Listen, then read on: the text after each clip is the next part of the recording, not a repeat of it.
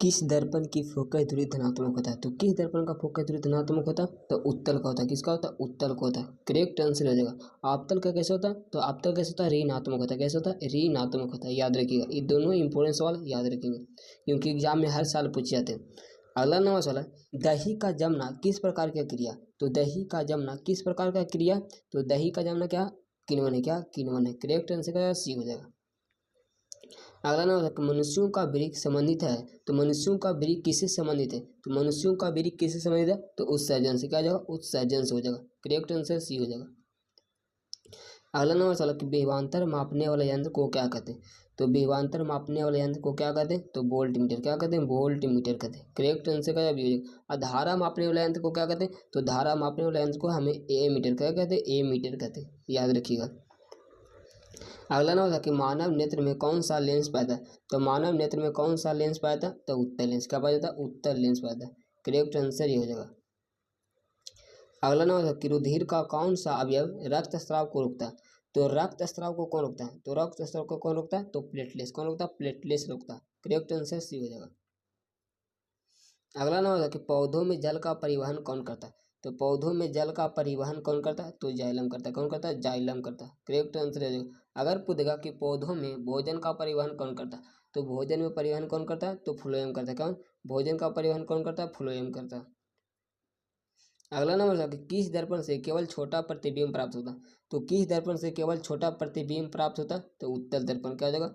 उत्तल दर्पण से होता है। करेक्ट आंसर ये हो जाएगा। अगला नंबर सर कि पेड़ पौधों की पत्तियां हरा किसके कारण होता है? तो पेड़ पौधों की पत्तियां हरा किसके कारण होता है? तो क्लोरोफिल के कारण। क्या हो जाएगा? क्लोरोफिल के कारण होता है। करेक्ट आंसर हो जाएगा। अगर पूछेगा कि मैग्नीशियम किस में पाया था?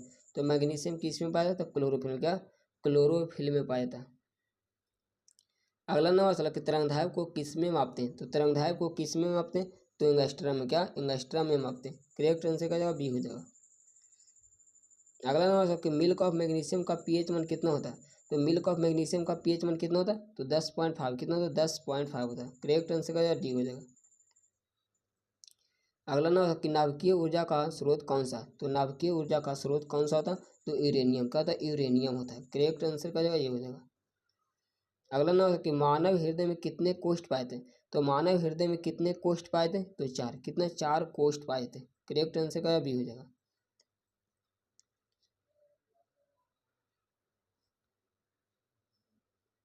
अगला नंबर था कि उदय एवं अस्त के समय सूर्य कैसा दिखाई देता? तो सूर्य कैसा दिखाई देता? इसका आंसर आप लोग कमेंट बॉक्स में बताइए क्या हो जाएगा। अगला नंबर कि सौर सेल बनाने में किसका उपयोग होता है? तो सौर सेल बनाने में किसका उपयोग होता है? तो सिलिकॉन का। क्या था? सिलिकॉन का होता है। करेक्ट आंसर का डी हो जाएगा। अगला नंबर था कि शुद्ध जल कैसा होता है? तो शुद्ध जल कैसा होता है? तो उदासीन होता है। कैसा होता है? उदासीन होता है। करेक्ट आंसर सी हो जाएगा। उदासीन विलयन का पीएच मान क्या था? तो 7 के बराबर। क्या था? 7 के बराबर होता है। कैसा होता है? तो 7 के बराबर होता है। याद रखेंगे। अगला नंबर सवाल है कि पेड़ पौधों श्वसन में कौन सा गैस उपयोग करते? तो कौन सा गैस का उपयोग करते? तो ऑक्सीजन को। क्या? ऑक्सीजन का उपयोग करते। करेक्ट आंसर का जगह ये हो जाएगा। अगला नंबर सवाल कि न्यूट्रॉन पर कौन सा आवेश रहता? तो न्यूट्रॉन पर कौन सा आवेश होता? तो न्यूट्रॉन पर कोई आवेश नहीं होता। क्या होता है? न्यूट्रॉन पर कोई आवेश नहीं होता। आवेशहीन होता है। क्या होता है? आवेशहीन होता। करेक्ट आंसर डी है। अगर पूछेगा कि न्यूट्रॉन पर सॉरी इलेक्ट्रॉन पर कौन सा आवेश होता? तो इलेक्ट्रॉन पर कौन सा आवेश होता? ऋण आवेश होता। क्या होता है? ऋण आवेश होता। अगर पूछेगा कि प्रोटॉन पर कौन सा आवेश होता? तो प्रोटॉन पर धन आवेश होता है। क्या होता है? धन आवेश होता है। याद रखेंगे। एकदम तीनों इंपॉर्टेंस वाला है। अगला नंबर सवाल कि संगमरमर का रासायनिक सूत्र क्या होता है? तो संगमरमर का रासायनिक सूत्र क्या होता है? तो CaCO3। क्या होता है? CaCO3 होता है। करेक्ट आंसर ये हो जाएगा।